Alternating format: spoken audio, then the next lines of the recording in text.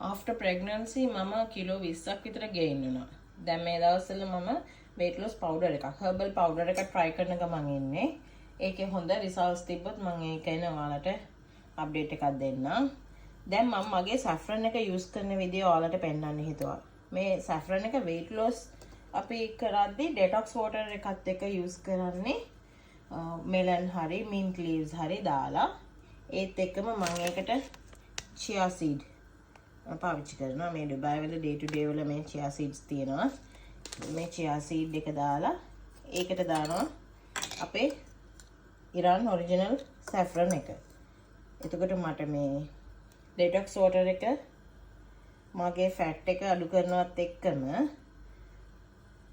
මට මේ saffron රේණු වලින් health benefits උත් ලැබෙනවා. මගේ skin එකට මගේ health එකට අවශ්‍ය nutritious benefits saffron වලිනුත් මට ලබා ගන්න පුළුවන්. එතකොට මේ වතුර එක දැන් මේකේ තියෙන්නේ දෙහි යුෂයි chia seed එකයි අපේ saffron එකයි විතරයි. හරිනම් මේකට mint leaves උත් එකතු වෙන්න ඕනේ. ගෙදර mint leaves නැහැ. දැන් මේ වතුර පාට වෙනස් වුණාම දැන් අපේ saffron රේණු වලින් එන පාට වෙනස් වුණාම මම මේ වීඩියෝ එක දාන්න.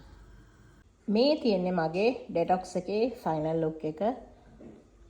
saffron එක හොඳට පාට වෙලා තියෙන්නේ.